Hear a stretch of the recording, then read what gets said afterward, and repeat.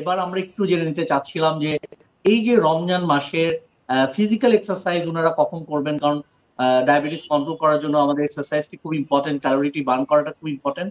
কখন আসলে ideal time যে তারা হাঁটাহাঁটি করা বা সিম্পল এক্সারসাইজ গুলো কোন সময় করাটা তাদের জন্য ভালো? ধন্যবাদ। আসলে এক্সারসাইজ তো খুব গুরুত্বপূর্ণ একটা বিষয় রোজায়।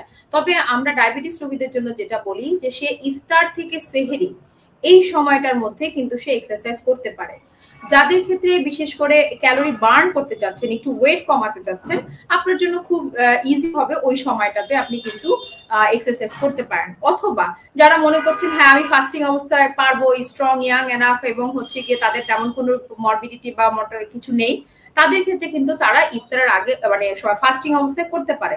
বাট মোস্ট অফ দ্য পেশেন্টের ক্ষেত্রে আমরা এলাও করি না। তাদেরকে বলি যে আপনারা যেহেতু মেডিসিনসে আছেন, যারা বিশেষ করে ইনসুলিনে আছেন, তাদের জন্য বেটার হচ্ছে ইফতার থেকে সেহরির মধ্যে করা। এবার আসি অনেকের ক্ষেত্রে, ধরেন একটু এইজ বেশি, সুগার অতটা আনকন্ট্রোল নেই, পেশেন্টের অবস্থা মোটামুটি স্টেবল, এই ধরনের পেশেন্টের ক্ষেত্রে তারাবির নামাজটি পড়লে কিন্তু একটা ভালো এক্সারসাইজ হয়ে যায়। তাই তারাবির নামাজটি আমাদের মিস করা উচিত নয়। এটা যদি খুব ভালোভাবে পড়া যায় তাহলে কিন্তু আপনার সুগার কন্ট্রোলে হেল্প করবে। শুধু তাই নয়, অনেকের ক্ষেত্রে যাদের একটু আনকন্ট্রোল, তারা তারাবির নামাজ পড়ে 10 থেকে 15 মিনিট কিন্তু উনি বাইরে হেঁটে আসতে পারেন, তাহলে মোটামুটি তার এক্সারসাইজটি কমপ্লিট হয়ে যায়। আসলে রোজা এটা একটা গুরুত্বপূর্ণ পার্ট, এটা মিস করা উচিত না।